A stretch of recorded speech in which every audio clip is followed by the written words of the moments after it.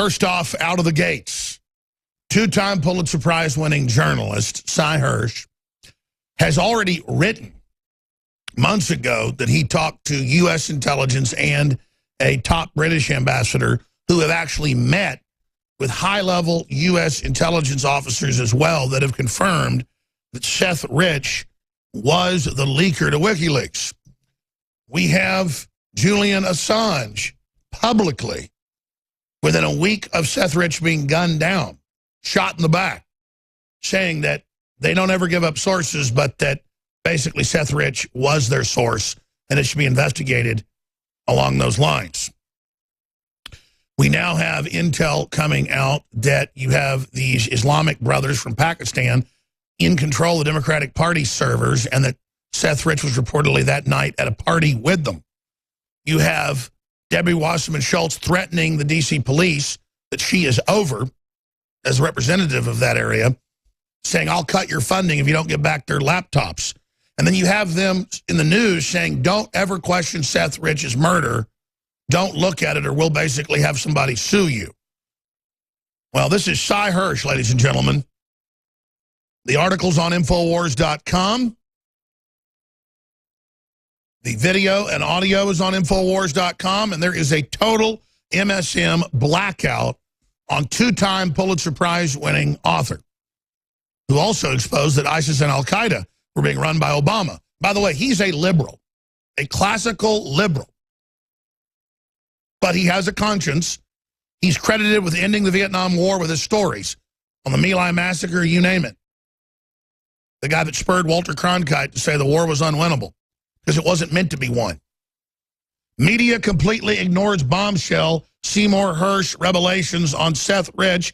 Not a single MSM outlet has covered the story. The audio tape obtained by Big League Politics, Hersh says he saw an FBI report leaked to him by an insider, which confirms that Rich had contacted WikiLeaks with sample emails from DNC leaker and asked for payment for the full data dump. And it goes on from there. And he has multiple ambassadors telling him the same thing. One of these ambassadors has gone public to say he met with U.S. intelligence and they showed him the files that Rich was reportedly out there trying to sell the data. Isn't that interesting? Well, they don't want you to hear it. We've had to bleep it, but this is the candid recording of Cy Hersh. Here is that report. But WikiLeaks got access, and before he was killed.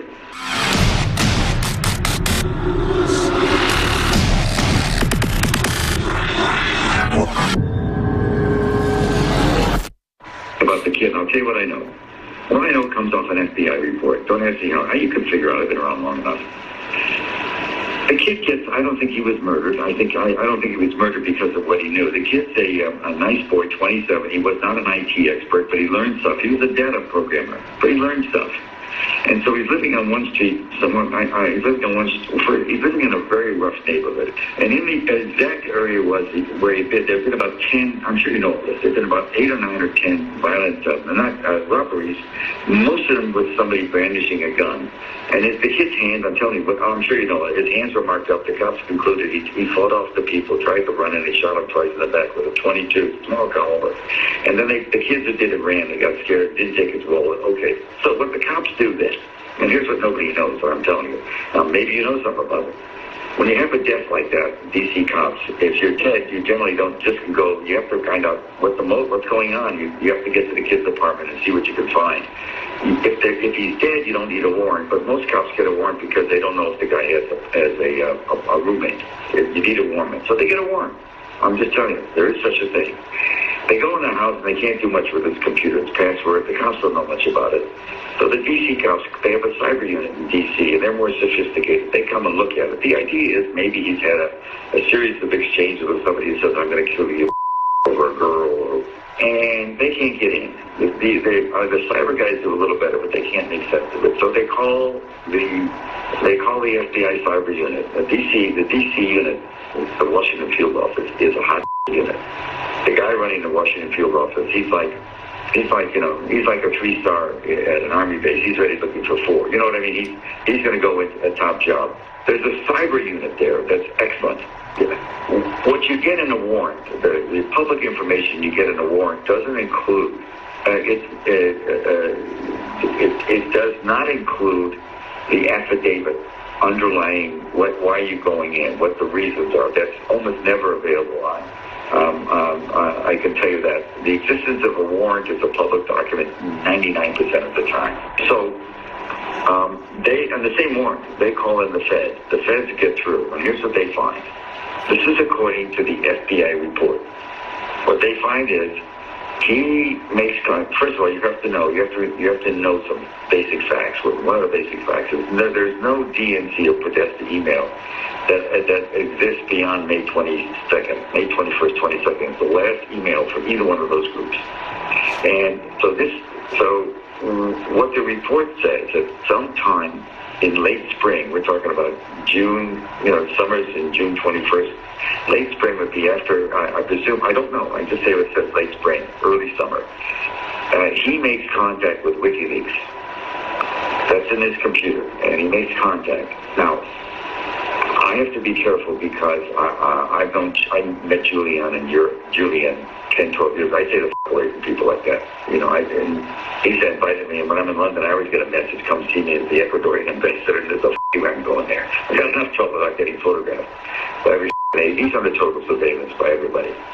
But anyway, they found what he had done. He had submitted a series of documents, of emails, some juicy emails from the DNC. And, by the way, all the about the DNC,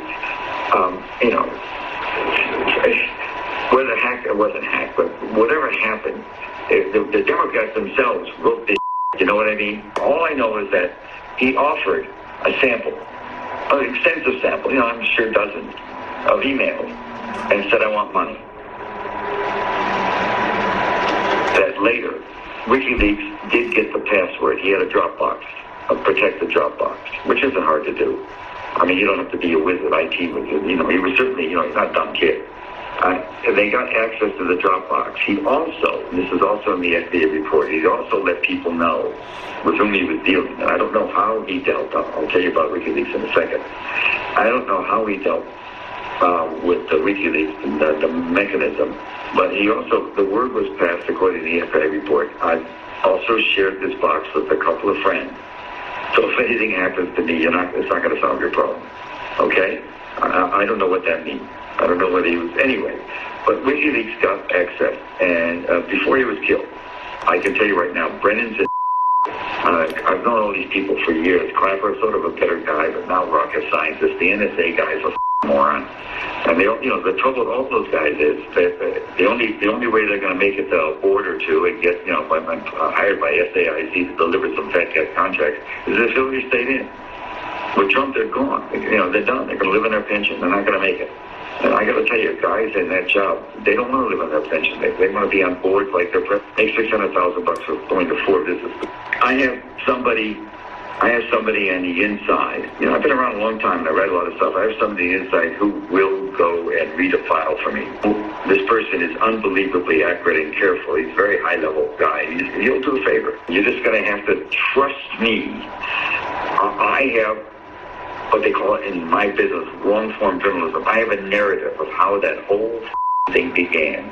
It's a Brennan operation. It was an American disinformation, and the president, at one point when they even started telling the press, they were backbriefing the press. The head of the NSA was going and telling the press, Rogers, was telling the press that we even know who in the GRU, the Russian military intelligence service, leaked it. I mean, all bullshit. They were telling these two. I worked at the New York Times for years, and some of the New York Times that they have smart guys, but they're totally beholden on sources.